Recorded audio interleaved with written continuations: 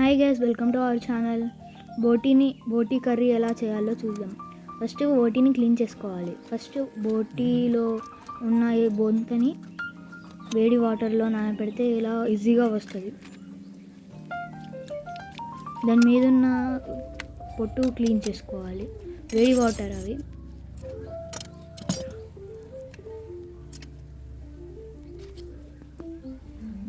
చాలా మంచిగా క్లీన్ చేయాలి, లేదంటే కర్రీ మొత్తం వేస్ట్ అయిపోతుంది. మా డాడీ మొత్తం క్లీన్ చేస్తుండు. ఇలా వేడి నీళ్ళలో వేస్తే టక్కన వచ్చేస్తుంది.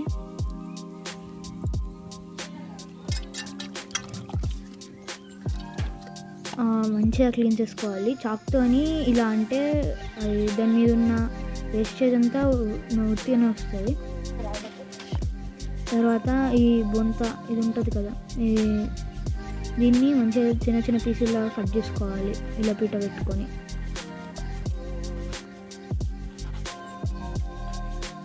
చిన్న చిన్నగానే కట్ చేసుకోవాలి, పెద్దగా కట్ చేయొద్దు.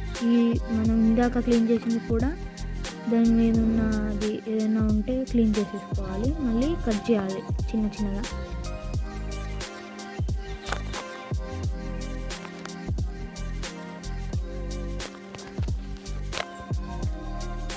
చిన్న చిన్న కట్ చేసుకోవాలి. ఇప్పుడు ఆ పేగుల్ని అప్పాల పుల్లతోని ఈజీగా తీయవచ్చు. మీరు చూడొచ్చు, అంత వేస్టేజ్ అప్పాల పుల్లు ఉంటే ఈజీగా వచ్చేస్తుంది.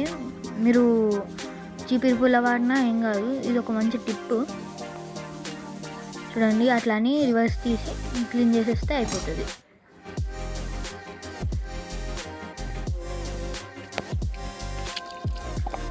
నీట్గా వచ్చేస్తుంది. అలా అన్నీ చేసుకోవాలి నీట్గా. అలా ఒకసారి వాష్ చేసుకోవాలి రివర్స్ తీసాక. మీరు చీపిరి పుల్లతో తీసుకున్నా అంతే సేమ్ వస్తుంది. ఇలా అన్నీ చేసుకోవాలి.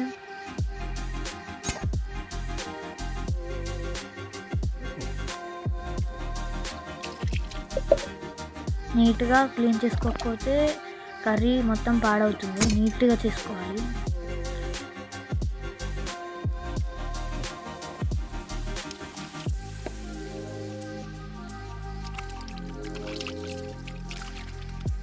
ఇలా చూపిస్తున్నట్టు బాగా కడుక్కోవాలి.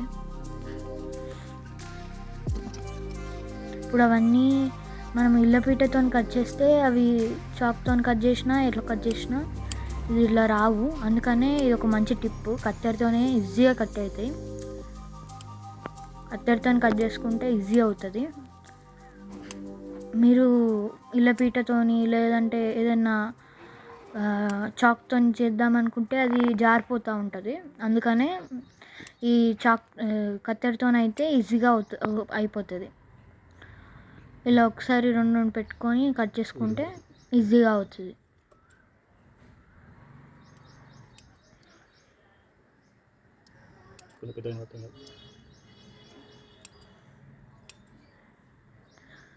నెక్స్ట్ బాగా కొంచెం ఉప్పు వేసుకొని బాగా కడుక్కోవాలి. ఫస్ట్ ఒకసారి నార్మల్గా కడుక్కొని దానిలో ఉండే వేస్టేజ్ అంతా పోయేటట్టు నార్మల్గా కడుక్కోవాలి. ఇలాంటి హోల్స్ గిన్నె ఉంటే దాన్ని వాడచ్చు, లేదంటే మీరు వంపుకున్న కాదు. ఒక స్పూన్ దాకా ఉప్పు వేసి బాగా కడగాలి. దానిలో ఉన్న ఏదైనా డస్ట్ పార్టికల్స్ అన్నీ వెళ్ళిపోతాయి.